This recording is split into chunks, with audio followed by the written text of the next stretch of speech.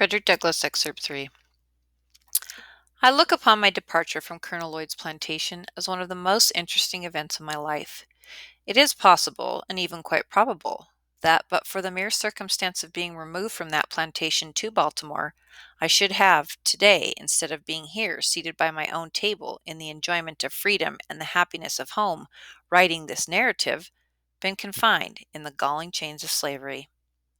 Going to live at Baltimore laid the foundation and opened the gateway to all my subsequent prosperity. I have ever regarded it as the first plain manifestation of that kind providence which has ever since attended me, and marked my life with so many favors. I regarded the selection of myself as being somewhat remarkable. There were a number of slave children that might have been sent from the plantation to Baltimore.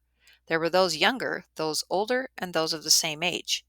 I was chosen from among them all, and was the first, last, and only choice. My new mistress proved to be all she appeared when I first met her at the door, a woman of the kindest heart and finest feelings.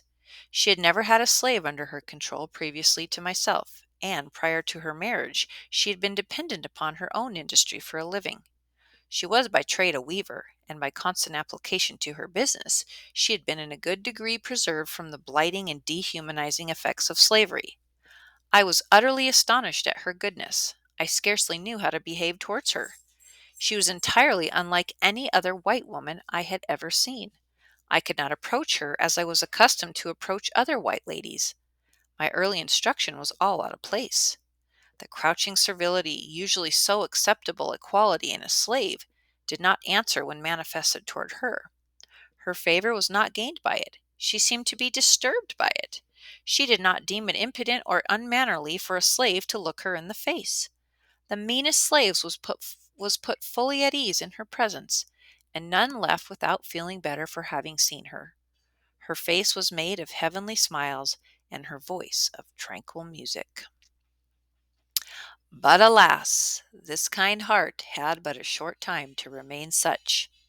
The fatal poison of irresponsible power was already in her hands, and soon commenced its infernal work. That cheerful eye, under the influence of slavery, soon became red with rage. That voice, made all of sweet accord, changed to one of harsh and horrid discord. And that angelic face gave place to that of a demon. Very soon after I went to live with Mr. and Mrs. Auld. She very kindly commenced to teach me the ABCs. After I had learned this, she assisted me in learning to spell words of 3 or 4 letters.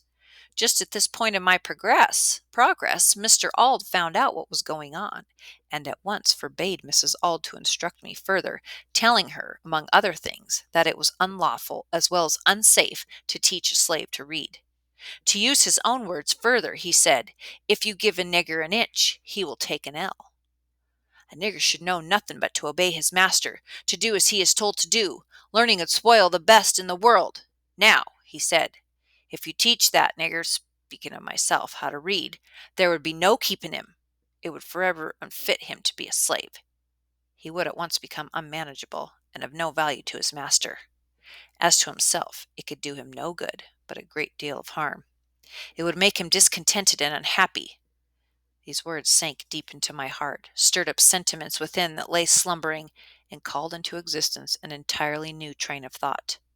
It was a new and special revelation, explaining dark and mysterious things, with which my youthful understanding had struggled, but struggled in vain. I now understood what had been to me a most perplexing difficulty, to wit, the white man's power to enslave the black man. It was a grand achievement, and I prized it highly. From that moment on, I understood the pathway from slavery to freedom. Though conscious of the difficulty of learning without a teacher, I set out with high hope and a fixed purpose, at whatever cost of trouble, to learn how to read. The very decided manner with which he spoke and strove to impress his wife with the evil consequences of giving me instruction served to convince me that he was deeply sensible of the truths he was uttering.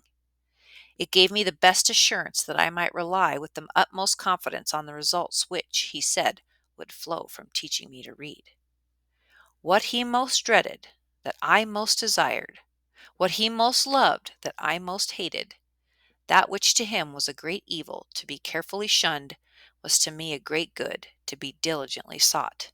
And the argument which he so warmly urged against my learning to read only served to inspire me with a desire and determination to learn. In learning to read, I owe almost as much to the bitter opposition of my master as to the kindly aid of my mistress. I acknowledge the benefit of both.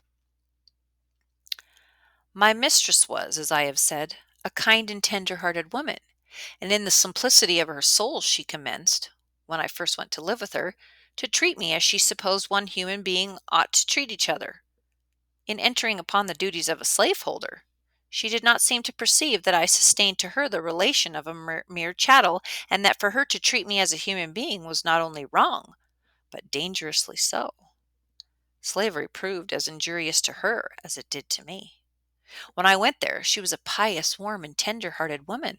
There was no sorrow or suffering for which she had not a tear. She had bread for the hungry, clothes for the naked, and comfort for every mourner that came within her reach. Slavery soon proved its ability to divest her of these heavenly qualities. Under its influence, the tender heart became stone, and the lamb-like disposition gave way to one of tiger-like fierceness. The first step in her downward course was in her ceasing to instruct me. She now commenced to practice her husband's precepts. She finally became even more violent in her opposition than her husband himself. She was not satisfied with simply doing as well as he had commanded. She seemed anxious to do better. From this time I was most narrowly watched. If I was in a separate room any considerable length of time, I was sure to be suspected of having a book, and was at once called to give an account of myself. All this, however, was too late. The first step had been taken. Mistress, in teaching me the alphabet, had given me the inch, and no precaution could prevent me from taking the L. The plan which I adopted, and the one by which I was most successful, was that of making friends of all the little white boys whom I met in the street. As many of these as I could, I converted into teachers. With their kindly aid, obtained at different times and in different places, I finally succeeded in learning to read. When I was sent of errands, I always took my book with me, and by going one part of my errand quickly, I found time to get a lesson before my return. I used also to carry bread with me, enough of which was always in the house, and to which I was always welcome, for I was much better off in this regard than many of the poor white children in our neighborhood. This bread I used to bestow upon the hungry little urchins, who in return would give me the more valuable bread of knowledge. I am strongly tempted to give the names of 2 or 3 of those little boys as testimonial of their gratitude and affection I bear them. But prudence forbids. Not that it would injure me, but it might embarrass them, for it is almost an unpardonable offense to teach slaves to read in this Christian country. It is enough to say of the dear little fellows that they lived on Philpot Street, very near Durgin and Bailey's shipyard. I used to talk this matter of slavery over with them. I would sometimes say to them, I wished I could be as free as they would be when they got to be men. You will be free as soon as you are 21, but I am a slave for life.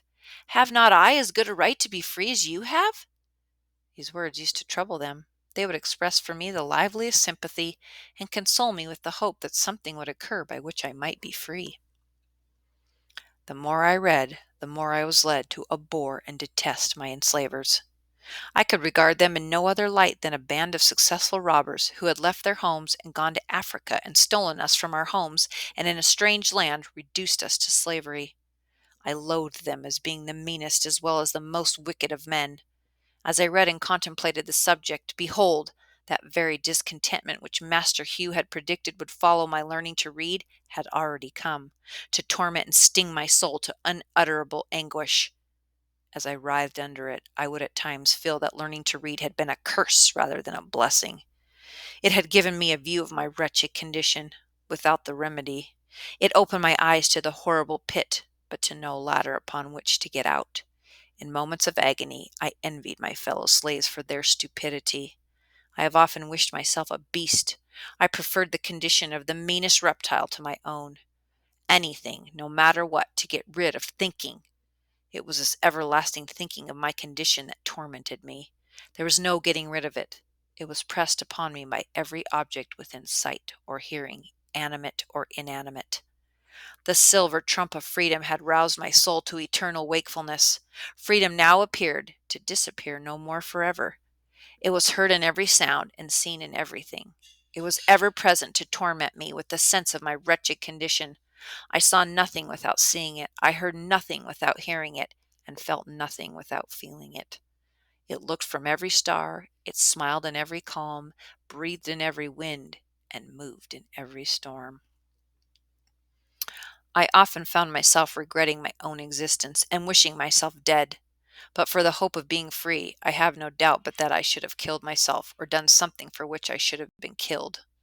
While in this state of mind, I was eager to hear anyone speak of slavery. I was a ready listener. Every little while I could hear something about the abolitionists. It was some time before I found what the word meant. It was always used in such connections as to make it an interesting word to me. If a slave ran away and succeeded in getting clear, or if a slave killed his master, set fire to a barn, or did anything very wrong in the mind of a slaveholder, it was spoken of as the fruit of abolition. Hearing the word in this connection very often, I set about learning what it meant. The dictionary afforded me little to no help. I found it was, quote, the act of abolishing, but then I did not know what was to be abolished. Here I was perplexed. I did not dare to ask anyone about its meaning, for I was satisfied that it was something they wanted me to know very little about. After a patient waiting, I got one of our city papers containing an account of the number of petitions from the North praying for the abolition of slavery in the District of Columbia and of the slave trade between the states. From this time I understood the words abolition and abolitionist, and always drew near when that word was spoken, expecting to hear something of importance to myself and fellow slaves. The light broke in upon me by degrees.